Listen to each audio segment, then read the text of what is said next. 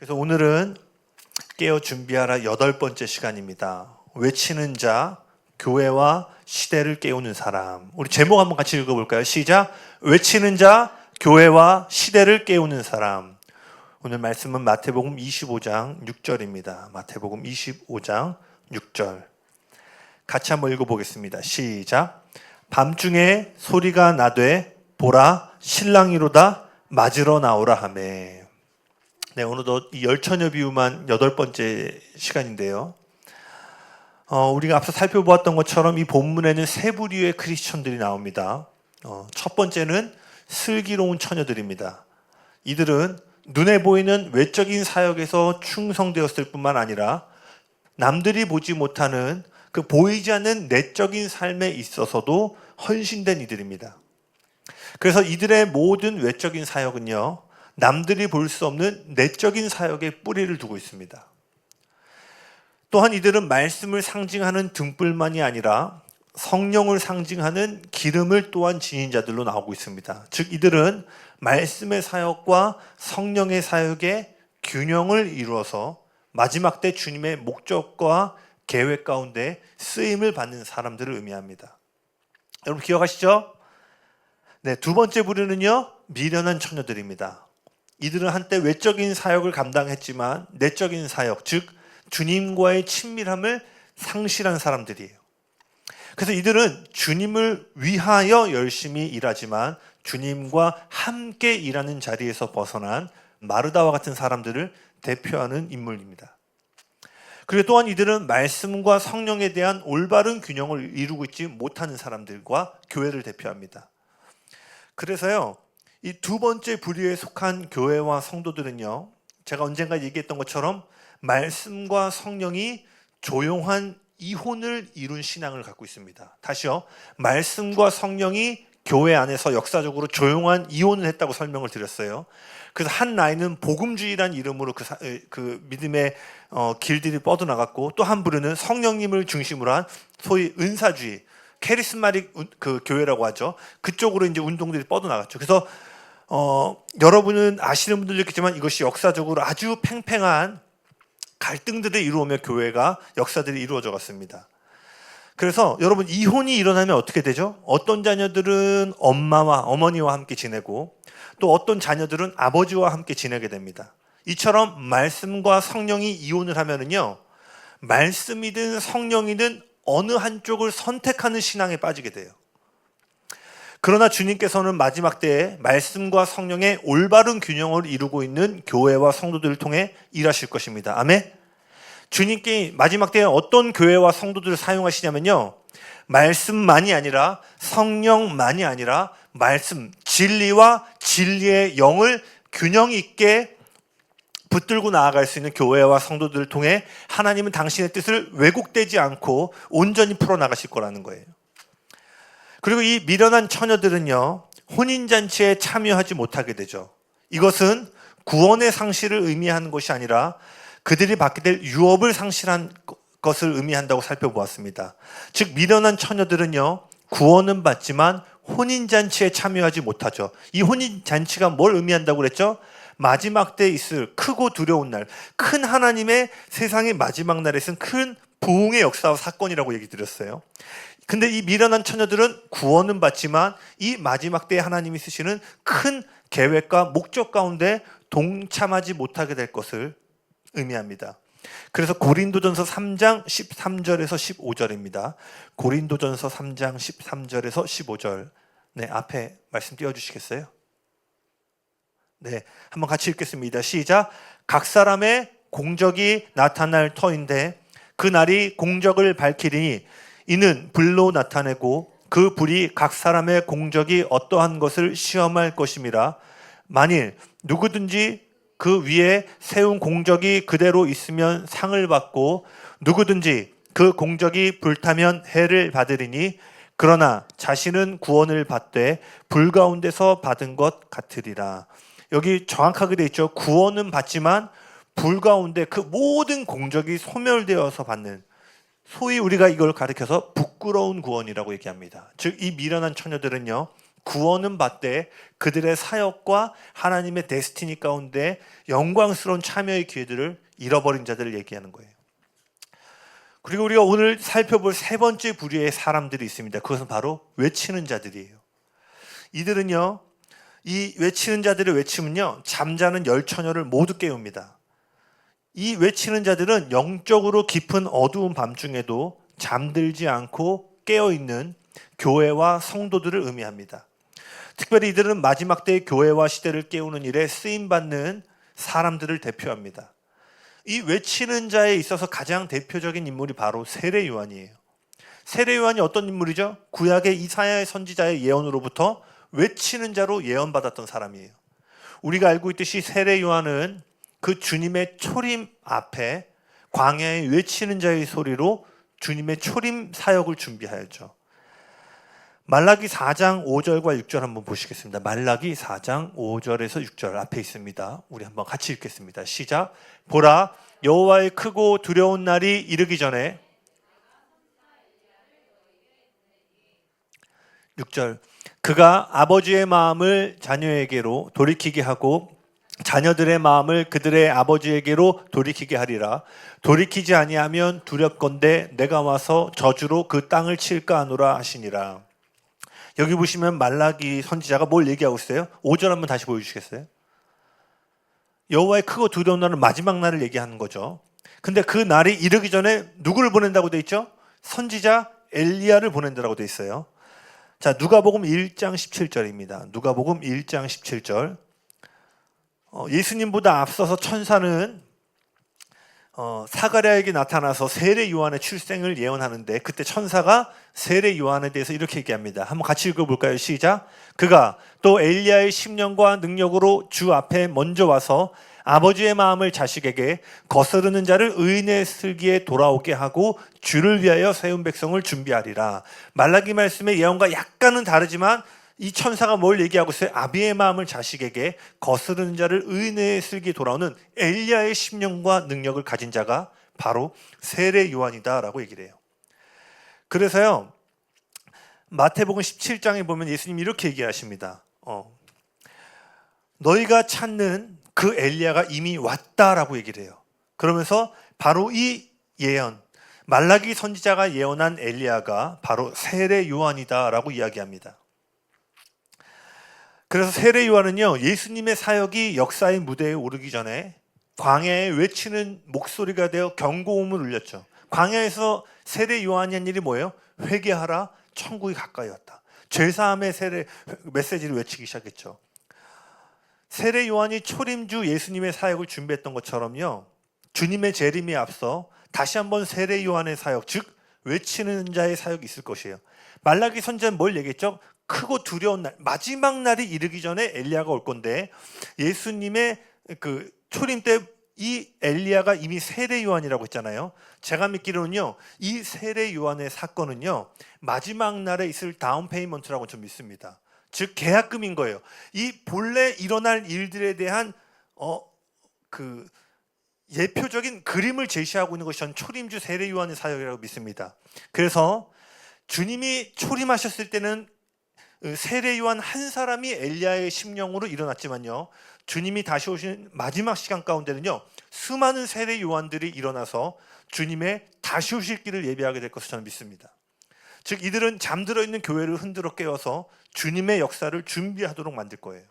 오늘 살펴보진 않겠지만 마지막 날에 이 세례 요한의 엘리야의 영을 가진 자들이 일어나서 하게 될 사역은요, 아버지와 아들의 마음을 하나로 연결하는 것입니다.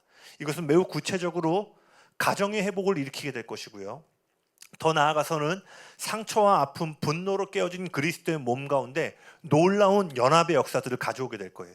그래서 제가 믿기로는요, 마지막 날에 있을 부흥은요, 가정의 회복과 그리스도의 몸 안에 나뉘어진 어떤 여러 가지 교단이든 교파든 나눠진 이것들이 온전한 연합들 가운데 이 연합이 풀어지면서 주님의 일들이 저는 일어날 거라고 믿습니다. 아멘. 오늘 이곳에 계신 모든 분들의 가정 가운데 말라기 말씀에 있는 놀라운 회복들이 있기를 예수님의 이름으로 축복합니다. 그렇다면 우리 외치는 자를 조금 더 살펴보기를 원하는데, 전 이렇게 정리를 내려봤어요. 외치는 자가 누구냐? 교회와 시대를 깨우는 사람 또는 교회다. 외치는 자의 소리는요, 우리가 이미 살펴본 것처럼 한밤중에 예상치 못한 순간, 즉 갑자기 외쳐집니다. 그 헬라어 원어로 보더라도 그 밤이 가장 깊은 밤 중간이라고 표현되어 있어요. 오순절 날에 성령님께서 서든니 호련히 하늘로부터 임하신 것처럼요, 이 마지막 날에 있을 외치는 자의 소리 역시 예상치 못한 순간에 갑자기 외쳐질 거예요. 그러니까 이 처녀들이 다 잠이 들었잖아요. 이때쯤 오겠지 하면 다 준비했을 텐데 왜 그들이 잠이 들었고 그 중에 절반은 기름을 준비하지 못했죠? 그들이 예상한 시간보다 훨씬 더 딜레이 됐기 때문이에요. 여기서 예상치 못함은요, 단순히 시간적인 의미만이 아니라 이 외치는 자들이 우리가 예상하지 못한 사람들이 될 것을 의미한다라고 저는 믿습니다. 앞서 살펴본 세례 요한을 보세요. 세례 요한의 사역 기간은요 6개월입니다. 6개월 사역하고 목 잘려서 죽은 거예요. 근데 이 6개월의 사역을 위해서요, 세례 요한이 30년 가까이를 광야에서 메뚜기와 석청을 먹으며 지냅니다. 즉 그 광야에 외치는 자의 사역이 일어나기 전까지 아무도 세례 요한을 주목하지 않았다는 거예요. 이사야 선지자가 예언하고 말라기 선지자가 예언한 주님의 대로를 준비할 어마어마한 그 사명을 가진 존재임에도 불구하고 그의 사역의 문이 열리기 전까지는 아무도 주목하지 않았다는 거예요. 초대교회 제자들, 사도들은 어떻죠? 사도행전 4장 13절 한번 보겠습니다. 같이 한번 읽어볼까요? 시작. 그들은 베드로와 요한이 본래 배운 것이 없는 보잘것없는 사람인 줄 알았는데 이렇게 담대하게 말하는 것을 보고 놀랐다. 세 번역이 왜 제가 골랐냐면 보잘것없는이 마음에 들어서. 그 개정개혁은 저렇게 안 돼 있는데 뭐요?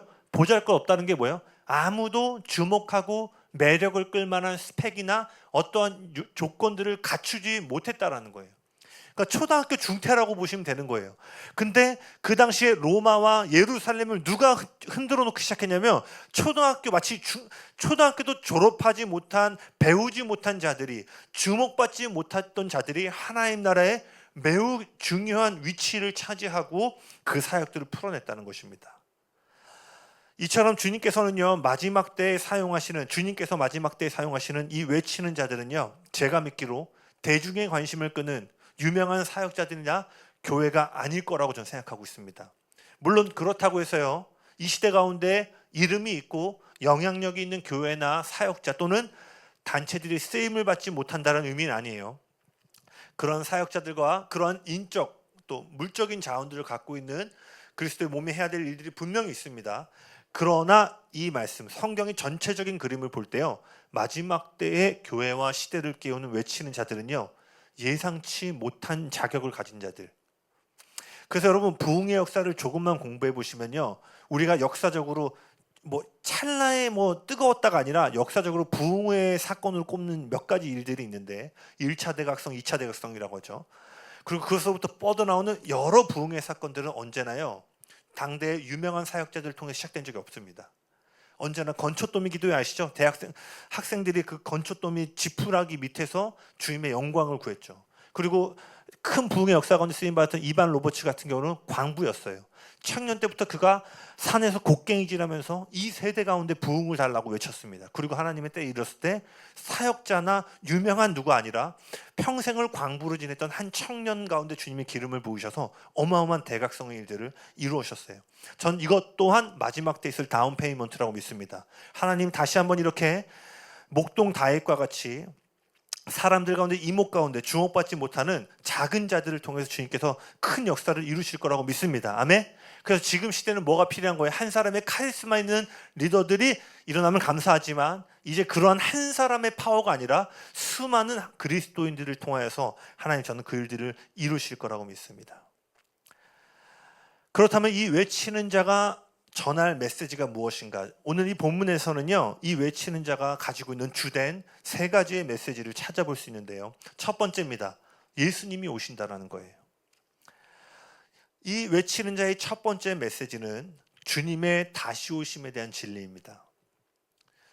이 주님의 다시 오심에 대한 메시지는 어떤 거예요? 주님이 역사 가운데 이루실 승리와 궁극적인 세상의 마지막 날에 있을 심판에 대한 메시지로, 주님의 위대한 부흥과 영광스러운 교회의 모습 등이 포함됩니다.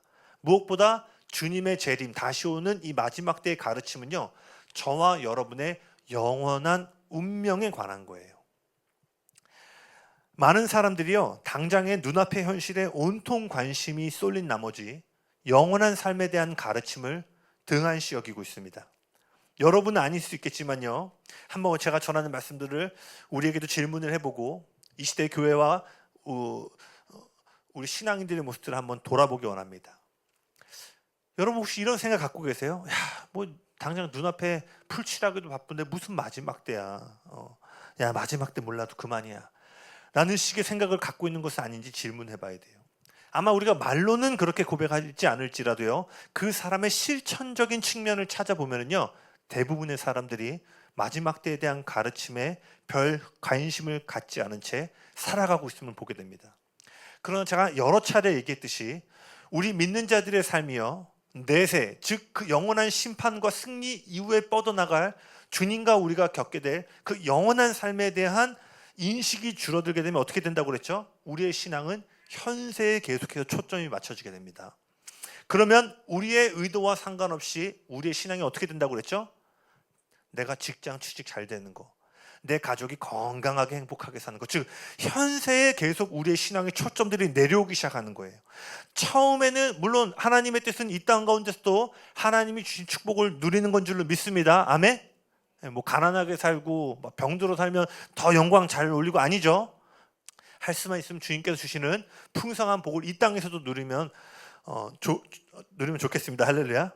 그러나 제가 말하고 싶은 포인트는 여러분이 만약 진지하게 마지막 때에 대한 영원한 시간에 관한 진리들을 놓치기 시작하면요, 여러분의 의도와 상관없이 여러분의 신앙은 세속적으로 흘러가게 됩니다. 왜? 이 신앙을 통해 내가 궁극적으로 보고 싶은 게 어떻게 잘 먹고 잘 살고 중상층 크리스천이 돼서 어려움 없이 하나님의 일을 잘 섬길까로 맞춰지기 때문이에요. 고린도전서 15장 19절 한번 보시겠어요? 고린도전서 15장 19절. 바울이 지금 여기서 뭐라고 얘기한 줄 아세요? 현세에 집중된 신앙이야말로 가장 불쌍한 삶이래요. 고린도전서 15장 19절 한번 같이 읽어보겠습니다. 시작. 만일 그리스도 안에서 우리가 바라는 것이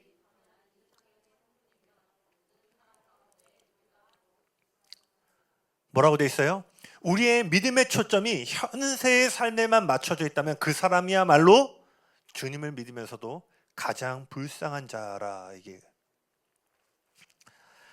마지막 때가 가까이 올수록요, 많은 사람들이 주님의 다시 오심을 조롱하고 무시할 거예요. 베드로후서 3장 3절에서 4절입니다.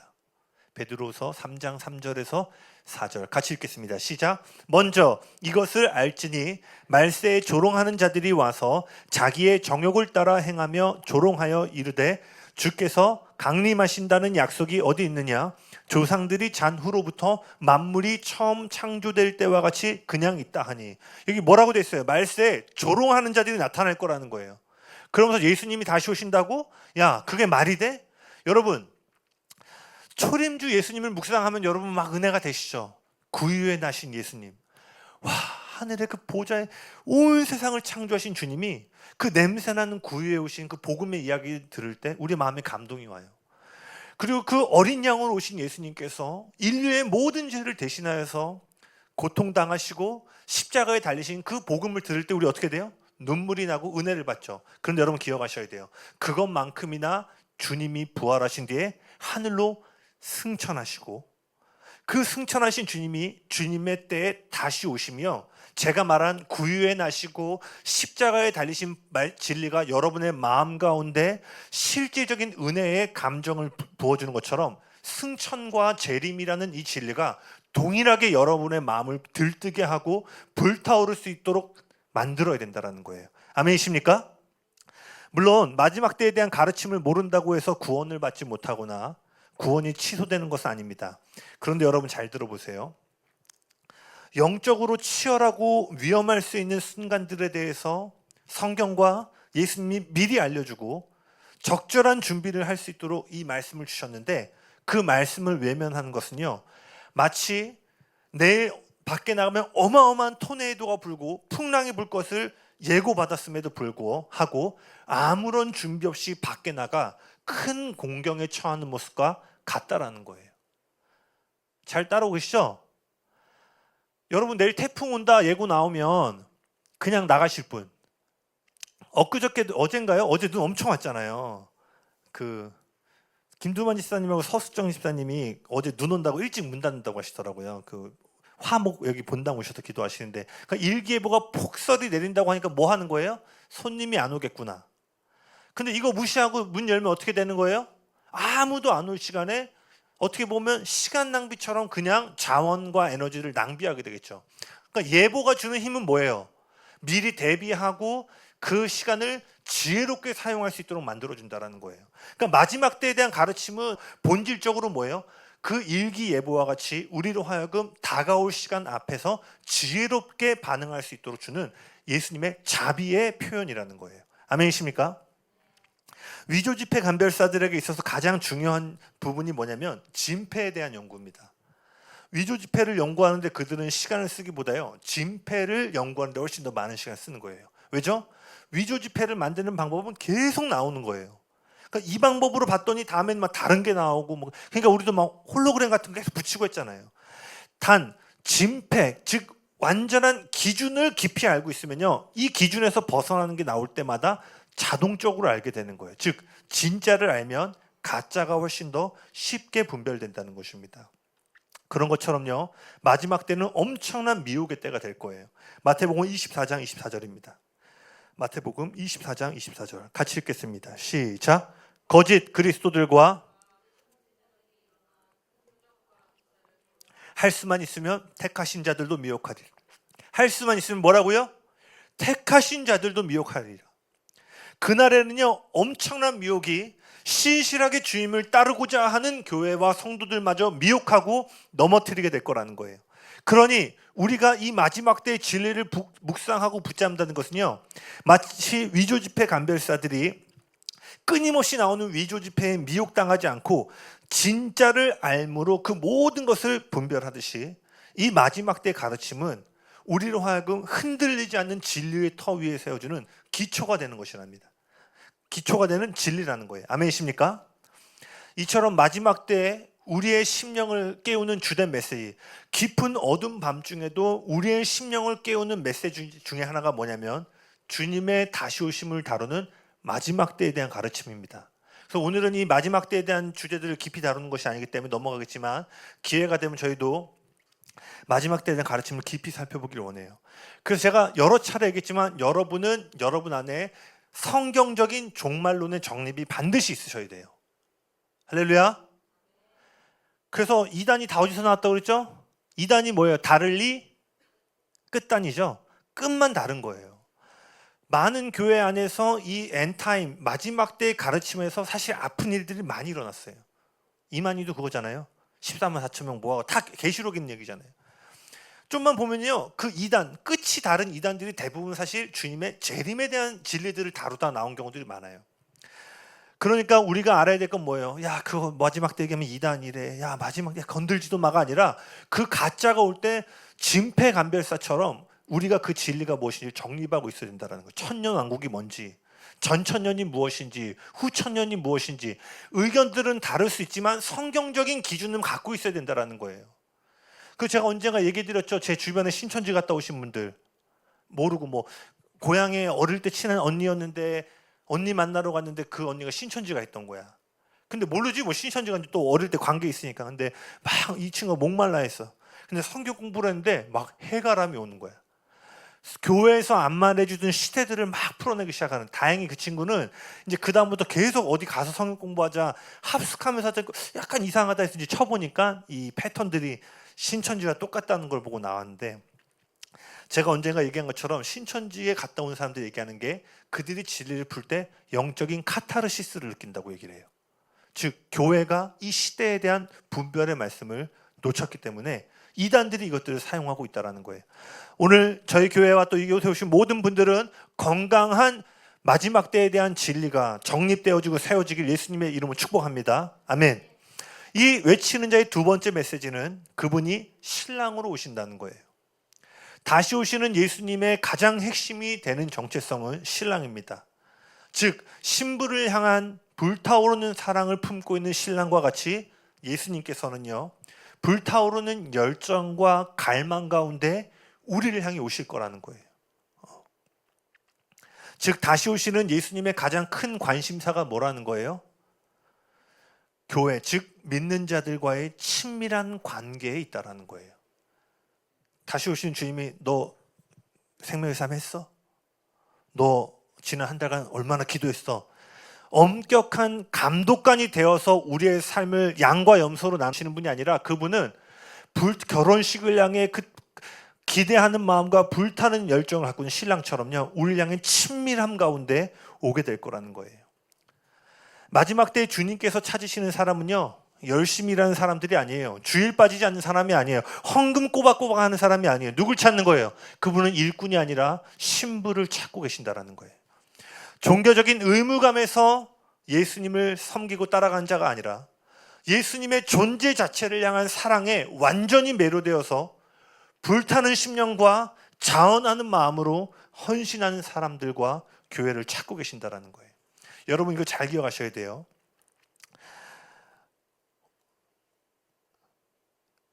오랫동안 교회 문화 안에 자란 사람들 안에는요, 좋은 의미 또는 부정적인 의미 둘 다 포함됩니다. 그들 안에 일정량의 의무감의 선이 그어져 있어요. 그러니까 모태신앙 또는 교회에 오래 있던 사람들은 주일 빠지면 그래도 어떤 마음이 들어요? 이렇게 한두 번 빠졌다가 더 빠지면 하나님 치실 것 같은데, 뒤통수 한번 때릴 것 같은데. 아니, 막 빠지시나요? 아니죠. 여기 계신 분들은 그런 법 없는데. 그러니까 뭐예요? 어느 정도 내가 해야 될 것과 하지 말아야 될 것들에 대한 경계선이 세워져 있는 거예요. 그런데 이렇게 오래 교회 생활 가운데 아까 말한 예수님의 신랑 되심을 경작하지 못한 채 교회를 다니는 사람들은요, 이것이 의무감으로 전락하게 됩니다. 그러니 중요한 일이 있을 때 기도하지 않으면, 헌금하지 않으면, 헌신하지 않으면 주님이 내 미래를 행복하지 않게 해줄 거다라는 이 공로주의들을 갖게 되는 거예요. 그러니까 이런 사람은요, 자원하는 심령을 가진 자들이 하는 헌신에는 절대로 나아가지 못합니다. 딱 정해진 것까지만 하는 거예요. 그러나 안타까운 것은 시대가 점점 더 개인주의로 흘러가면서요, 그 의무감이라고 생각하는 그 바운더리조차도 이제 점점 더 줄어들고 있는 것 같아요. 심지어 우리는 코로나 때 무교회주의를 경험했죠. 교회를 가지 않고 신앙생활하는 것들. 그러니까 이제 교회에서 헌신해라, 선교 가자, 이런 것들이요, 저희 교회는 전혀 그렇지 않습니다. 할렐루야. 이제 뭐야? 사역자들도 말하기가 어려운 어떤 이런 분위기들이 형성되어졌다라는 거예요. 그러나 주님은 마지막 날에 누굴 찾는다고요? 의무적으로 행하는 사람이 아니라 의무가 아님에도 불구하고 그 하나님을 향한 헌신, 자원하는 심령으로 주님을 추구하는 자들을 주님이 깨워내시고 사용하실 거라는 거예요. 적어도 신약 성경 4곳에서요, 교회를 신부로 묘사하고 있습니다.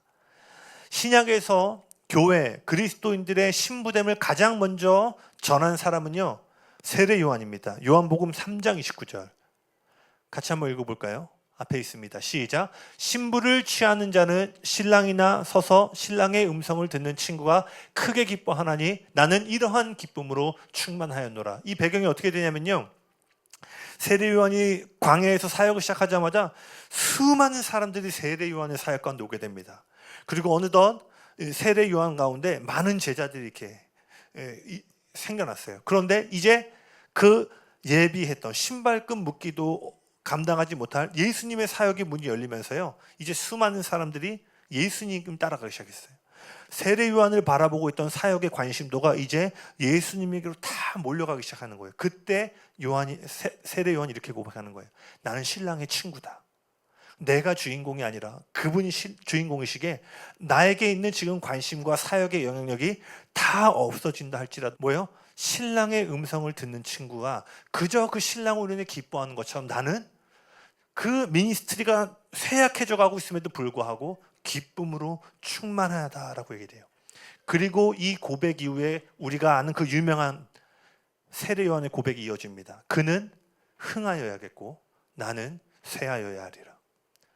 이처럼 마지막 때에 외치는 자들은요, 무엇보다도 예수님의 이름을 높이는 일에 헌신하는 자들일 것입니다. 내 교회, 내 미니스트리, 내 이름을 높이는 데서 벗어나서요, 오직 예수님만을 높이는 일들을 통해 잠이 든 교회를 깨워내게 될 거라는 거예요. 아멘. 여러분, 정말 마지막 날에 그 외치는 자로 쓰임받기를 원하면요, 여러분 안에 세례 요한의 고백이 반드시 있으셔야 돼요. 내 사역과 내 삶의 많은 것들이 설령 쇠약해진다 할지라도 이 쇠약함을 통해 예수만 흥할 수만 있다면, 주님, 내가 그러할지라도 그 길을 걷겠습니다라고 고백하는 하나님의 사람들을 통해 주님은 교회를 흔들고 시대를 깨워낼 거라고 저는 믿습니다. 아멘. 두 번째로 이 교회의 신부됨을 이야기한 사람, 바울입니다. 에베소서 5장 22절과 25절 한번 보기 원하는데요, 한번 같이 읽어볼까요? 시작. 아내들이여 자기 남편에게 복종하기를 주께 하듯 하라. 이는 남편이 그가 바로 몸의 구주시니라. 그러므로 교회가 그리스도에게 하듯 아내들도 범사에 자기 남편에게 복종할지니라. 남편들아 아내 사랑하기를 그리스도께서 교회를 사랑하시고 그 교회를 위하여 자신을 주신 같이 하라. 에베소서 5장 방금 읽었던 본문을 보면 바울이 남편과 아내의 역할과 책임을 가르칩니다. 그런데 이 바울이 이 가르침, 남편과 아내의 역할과 책임에 대한 이 가르침의 끝부분에 뭐라고 되어 있냐면요, 한번 띄워주시겠어요? 다음 구절. 네, 이 비밀이 크도다. 나는 그리스도와 교회에 대하여 말하노라. 자, 이 가르침의 말미에 뭐라고 되어 있어요? 이 비밀이 크도다. 나는 그리스도와 교회에 대하여 말하노라. 남편과 아내를 얘기하는데 이 궁극적인 이 땅의 혼인에 대한 이야기는 궁극적으로 도래해야 할 신랑 되신 예수님과 교회, 우리의 신부됨의 예언적인 그림을 얘기하고 있는 거예요. 세 번째는요, 바울이 고린도 교회에 보낸 편지에서 찾아볼 수 있습니다. 11장 2절입니다. 11장 2절. 여러분, 구절들이 좀 많지만요, 여러 차례 얘기했지만 금요일은 티칭입니다. 그래서 여러분이 이 구절들은요 꼭 메모하시고 아니면 영상으로 다시 보시면서요 공부하셔야 돼요. 할렐루야. 고린도전서 11장 2절 같이 읽겠습니다. 시작. 내가 하나님의 열심으로 너희를 위하여 열심을 내노니 내가 너희를 정결한 처녀로 한 남편인 그리스도께 드리려고 중매함이로다. 바울이 자기 자신을 뭐라고 얘기하고 있어요? 매치메이커라고 얘기하고 있어요. 그러면서 너희를 남편인 그리스도께로 중매하고자 한다. 바로 너희는 그리스도의 신부된 교회다라고 얘기를 해요. 그리고 네 번째로 이 신부됨을 얘기한 사람이 사도 요한입니다. 반모섬에서 기록한 계시록에서 찾아볼 수 있는데 19장 7절입니다. 19장 7절 계시록 같이 읽겠습니다. 시작. 우리가 즐거워하고 크게 기뻐하며 그에게 영광을 돌리세 어린 양의 혼인 기약이 이르렀고 그의 아내가 자신을 준비하였으므로. 사도 요한이 교회를 뭐라고 얘기하고 있어요? 그의 아내가 자신을 준비한 것과 같이 혼인잔치를 준비한다고 얘기하고 있습니다. 이와 더불어서 계시록 22장 17절입니다. 사도 요한은요 마지막 때의 교회에게 있어 가장 핵심이 되는 정체성과 핵심이 되는 사역이 무엇인지를요 이 한 절에서 살펴봤는데요. 같이 읽겠습니다. 시작. 성령과 신부가 말씀하시기를 오라 하시는도다. 듣는 자도 오라 할 것이요 목마른 자도 올 것이요 또 원하는 자는 값없이 생명수를 받으라 하시더라. 사도 요한은 이 구절에서요 마지막 때의 교회가 성령과 깊은 연합을 경험하고 그 성령의 사역 안에서 신부됨의 정체성을 발견하게 되고 교회와 시대를 변화시키는 중보기도 사역 가운데 동참되게 될 것을 저 한 절에서 발견합니다. 이 부분은 아마 내 다음 주 마지막 주차에 아마 제가 저걸 좀 디테일하게 살펴보도록 하고 넘어가겠습니다. 하나님 보좌 우편에 앉아 계신 예수님이 어떤 분이라는 거예요? 신랑으로서 앉아 계신다라는 거예요. 마지막 때에 그분은 누구를 위해 오신다고요? 일꾼이 아니라 신랑을 갈망하고 해바라기와 같이 신랑의 얼굴만을 바라보고 있는 신부들을 위해 오실 거라는 거예요. 정리하면은요, 마지막 때의 교회와 성도들을 깨우는 데 있어 핵심이 되는 메시지가 뭐예요? 마지막 때에 대한 가르침과 예수님의 신랑 되심, 즉 친밀함에 대한 메시지라는 거예요. 즉 마지막 때 우리의 마음을 주님 앞에 경작한다는 것은요, 이 두 가지 진리의 기둥을 우리의 내면 안에 세워가는 것입니다. 반대로 말하면은요, 마지막 때 많은 교회가 주님의 다시 오심과 그분과의 친밀함이라는 주제를 상실한 채 종교적인 신앙생활들 가운데 빠지게 될 거라는 거예요. 이게 뭐예요? 그 깊은 밤에 모든 처녀가, 교회가 잠들었던 모습이죠. 외적으로는요, 이 일도 하고 저 일도 하고 이 사역도 하고 저 사역도 하지만요, 그들의 열심에는 기쁨과 열정이 없습니다. 그들의 신앙은요, 영적인 세계를 등한시한 채 세속적인 형태를 띠게 될 거예요. 바울이 말한 것처럼 경건의 모양은 있지만 경건의 능력이 부재한, 바울은 이러한 자들을 멀리하라고 경고했습니다. 우리가 마지막 날에 바울이 경고한 멀리해야 될 부류의 사람들이 되는 것이 아니라 경건의 모양만이 아니라 능력을 갖고 세상을 흔드는 하나님의 통로가 되기 위하면 뭐예요? 엔타임에 대한 하나님의 말씀을 공부하고 신랑 되신 주님과의 친밀함의 말씀을 붙잡고 공부하셔야 된다는 거예요. 아멘. 네. 이곳에서 성경을 공부하는 자들이 나오길 예수님이 축복합니다. 제가 책 한 권 추천해 드릴게요. 꼭 보세요. 필독서. 되게 얇아요. 조나단 에드워즈라는 분이 쓰신 신학 공부의 필요성과 중요성. 네. 신학 공부의 중요성과 필요성일 거예요. 그래서 그 서두에 뭐라고 되어 있냐면, 신학이라고 하면 마치 신학생들이 하는 거라고 생각하지만 쉽게 말하면 지금 여러분 다 신학이 있는 거예요. 저마다 정립되어 있는 어떤 신학의 정립이 뭐예요? 신학인 거잖아요. 그래서 이 책을 보시면 모든 사람이 깊이 있게 성경을 볼 것에 대한 가르침을요, 조나단 에드워즈라는 사람이 아주 잘 정리해놨습니다. 여러분, 주님의 마지막 시간과 친밀함에 대한 진리가 충만한 성경의 사람들로 일어나길 예수님의 이름으로 축복합니다. 외치는 자들이 바로 이 광야의 자리의 시간 속에서 이 두 기둥을 경작하고 주님의 때에 그들이 나타나게 될 거라는 거예요. 그리고 그들이 외치는 메시지는요, 좌우의 날성검과 같이 살아있고 운동력이 있어서요, 그 시대를 관통하고 사람들의 영혼을 관통하는 메시지로 교회를 깨울 것입니다. 그리고 깨어난 교회는 이제 뭐예요? 궁극적으로 잠들어 있는 세상을 흔들어 깨울 것이에요. 세 번째, 마지막입니다. 외치는 자의 세 번째 메시지는 뭐예요? 그분을 맞으러 나오라. 이것은 예수님을 경험하는 자리에 우리 자신을 두기 위한 필수적이고 의도적인 노력을 의미합니다. 다시요. 그분을 맞으러 나오라. 이 맞는 자리가 뭐예요? 예수님을 만나는 자리잖아요. 바로 그 자리에 우리 자신을 두기 위한 필수적이고 의도적인 노력을 뜻해요. 우리는 지난 시간 앞서서 여러 차례 이 깊은 밤이 나쁜 것만을 의미하는 것이 아니라 반복적인 일상생활, 평범한 시간을 가리킨다고 살펴보았어요. 우리는 이러한 매일의 평범하고 반복적인 삶 가운데서요, 예배와 기도, 말씀과 금식 등을 통해서 우리 자신을 끊임없이 주님을 맞이할 수 있는 자리에 내어드릴 수 있도록 헌신하고 나가야 된다는 거예요. 아멘이십니까?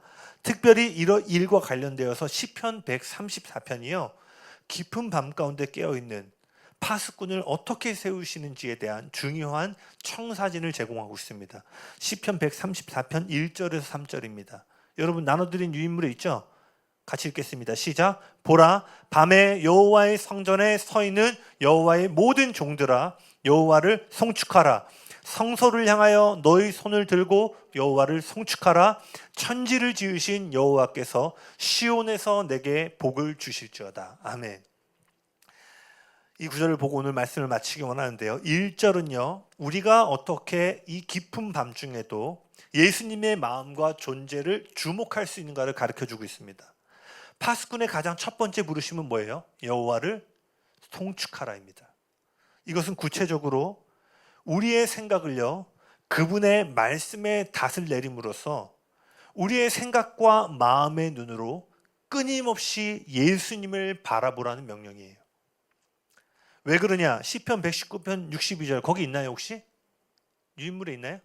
네, 같이 읽겠습니다. 시작. 내가 주의 의로운 규례들로 말미암아 밤중에 일어나 주께 감사하리다. 밤중에 어떻게 깨어났어요? 의로운 규례, 그분의 말씀이 밤에 깨어나겠다라는 거예요. 시편 119편 148절 읽겠습니다. 시작.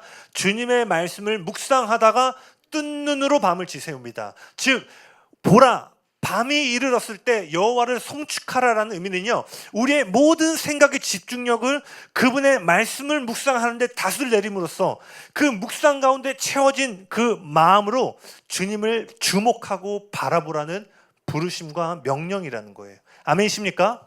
2절을 보면은요, 2절은 이렇게 얘기하고 있습니다. 성소를 향하여 너희 손을 들고 여호와를 송축하라. 손을 들라는 명령이 추가되었습니다.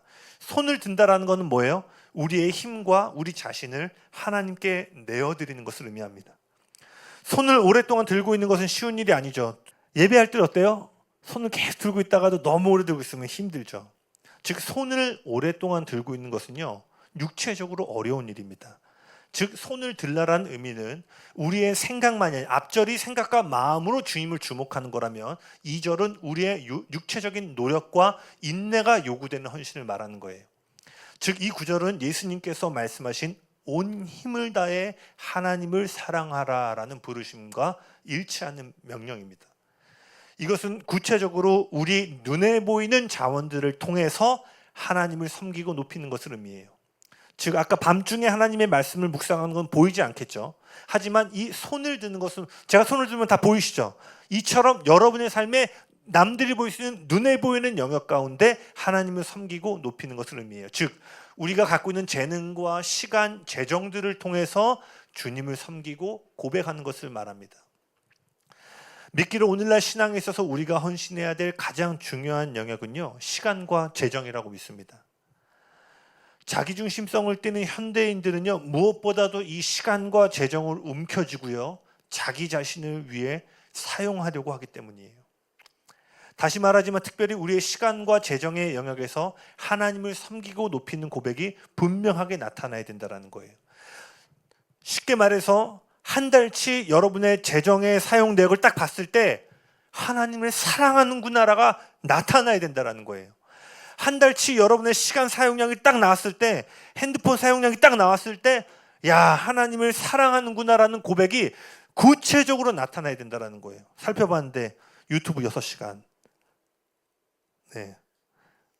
농담으로 했는데 갑자기 몇 명이 뭐 이래가지고, 네, 누굴 정죄하는 건 절대 아닙니다. 할렐루야. 네. 딱 봤는데 저희 가피풀 성경 앱 5시간. 할렐루야. 아멘. 이렇게 돼야지. 그러니까 여러분, 뭐 오늘 시간 재정 나누는 시간 아니지만요, 감리교회 창시자 웨슬리가 그렇게 말했어요. 영혼에 있어서 가장 마지막에 변화되는 마음이 뭐냐면 지갑이다.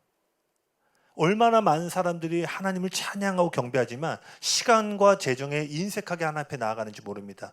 여기 계신 분들, 손을 들고 주님을 찬양함으로 깊은 어두운 밤을 깨우시는, 외치는 자가 되길 예수님의 이름으로 축복합니다. 3절에서는요, 그러한 깨어있는 파수꾼들을 가운데 하늘과 땅을 지으신, 천지를 지으신 하나님께서 시온으로부터 복을 주신다라고 고백합니다. 예배팀 나와주시겠어요? 하늘을 지으신 하나님은 뭘 의미해요? 영적인 축복을 의미합니다. 땅을 만드신 하나님은요, 자연적인 축복을 의미해요. 그리고 시온은 어떤 곳이죠? 다윗의 장막이 세워진 장소였습니다. 즉 하나님을 향해 멈추지 않는 예배와 그로 인해 통치가 집행되는 장소가 바로 시온산이었어요. 즉 시편 기자가 말하고 있는 건 뭐예요? 1절부터 말씀에 우리의 생각과 마음의 닷을 내리고, 2절 실질적인 삶의 방식에서 그분을 예배하는 일에 헌신하는 자가, 3절 시온으로부터 하늘과 땅의 축복을 받게 될 거라는 거예요. 그래서 그 마지막 보시면 3번에 하나님은 깊은 어두운 밤 중에 깨어난 교회들을 통해 하늘과 땅의 축복을, 여기 밑줄 부분 같이 읽어볼까요? 시작. 열방을 구원하는 축복을 나타내실 것이다. 거 있나요? 열방을 한번 다시 읽어볼까요? 시작. 열방을 구원하는 축복을 나타내실 것이다. 시편 67편 7절입니다. 같이 읽겠습니다. 시작. 하나님이 우리에게 복을 주시리니 땅의 모든 끝이 하나님을 경외하리로다. 할렐루야. 제가 갖고 있는 축복의 신학에 있어서 가장 중심에 놓여있는 구절이 바로 시편 67편 7절이에요. 정말 여러분 하늘과 땅에 속한 복을 받기 원한다면요, 이 67편 7절을 붙잡으세요. 얼마나 하나님이 복을 주시면 땅의 모든 끝이 하나님을 경외할까요? 30평 살다가 40평 사는 축복 말고, 2차 타다가 다음 단계 높은 차 사는 축복 말고, 성경이 궁극적으로 주기 원하는 축복은 뭐예요? 열방을 주께로 돌이킬 수 있는 축복이라는 거예요. 즉 그 축복 가운데 너무나 신실하시고 선하신 하나님의 성품이 묻어나와서요, 이 축복이 단지 세속적인 축복이 아니라 세상 사람들이 그 축복을 볼 때 하나님을 경외하는 거예요. 할렐루야. 여러분의 직장에서 월급이 100만 원이 오르면 직장 동료들이 하나님을 경외할까요? 아니죠. 즉 이 구절은요, 100만 원 올라도 너무 좋으시죠? 할렐루야. 네, 전 뮤지션으로서 할렐루야 그런 삶을 경험해 본 적이 별로 없지만 이것도 덜어내도록 하겠습니다. 네, 제가 이게 저희 와이프를 위해서 항상 한 나라를 변화시킬 생각을 하라고 얘기하는 이유예요. 하나님이 주는 복은 급급하게 생존하는데 필요한 복이 아니라 뭐예요? 땅의 모든 끝을 하나님께로 끌어올 수 있는 축복. 할렐루야. 이게 솔로몬에게 임한 축복 아니에요? 이방 여왕이 왔는데 계단만 봤는데도 하나님을 경외해. 생존의 축복이 아니에요. 얼마나 아시죠? 그 솔로몬 성이 다 금으로 돼 있던 거. 그리고 솔로몬의 의자나 계단이요, 뭐였죠? 사자가 층층마다 있고요. 그냥 오기만 하는데 찻잔과 계단을 보는데도 황홀경에 빠질 정도로 하나님의 축복이 임한 거예요. 저는 67편 7절을 볼 때요, 그러한 축복을 풀어내신 자들이 일어나길 기도합니다. 할렐루야. 주민자 사모님, 그런 사람이 될 줄로 믿습니다. 네. 지금은 앞이 막막하고 깜깜할지라도 뭐예요? 말씀의 닷을 내려서 깊은 밤 가운데도 주님을 바라보라는 부르심에 반응하고, 시간과 재능과 자원을 다하여 주님을 경배하기 시작할 때, 그 과정을 통해 하나님의 열방을 축복을 받아내고도 변질되지 않을 내면의 그릇을 준비한 자들을 주님이 깊은 어두운 밤 가운데 일으키셔서 그들을 통하여 열방을 주께 돌아오게 할 줄로 믿습니다. 마지막이다. 그럼 우리 어떻게 해야 되는가? 계속 반년 넘게 같은 얘기하고 있죠? 1번 읽어볼까요? 시작. 지속적인 말씀 묵상. 여러분, 리플렉트 처치 교인 되고 싶으신 분은 최소한 1년에 1독입니다. 아멘? 1년에 1독이에요. 최소. 현재 결단한 성경 읽기 끝까지 포기하지 맙시다. 할렐루야. 제발 18명이 찍히는 걸 보고 싶어요. 15명에서 올라가질 않아. 절대 확인 절대 안 해요. 이 사람은 안 해. 절대. 저는 그거 시작하고 본 적이 없어. 대신 내가 체크할 때 위에 보일 때만 보는 거지, 막 밤 12시에 누가 안 읽어, 한 번도 본 적이 없습니다. 제가 오늘도 이 말씀 여기 보면서 이 생각했어요. 내 목회의 성공은 만약에 전교인이 1년에 1독하게 만든다면 내 사역 성공한 거다. 할렐루야. 내가 막 이거 풀어내고 저거 풀어내고, 와 전도사님 사역 설교 좋아요가 내 사역의 성공이 아니라, 내가 이 교회를 떠날 때 모든 교인들이 만약에 1년에 적어도 1독을 기본적으로 해낸다면, 할렐루야, 제 사역이 성공한 줄로 믿습니다. 2번 같이 읽어볼까요? 시작. 기도 시간 확보. 옆에도 읽읍시다. 시작. 최소한 하루에 30분 기도. 1시간 쓰려다가 혹시나 눌리는 자가 있을까, 이게 목자의 마음이죠. 30분을 줄였습니다.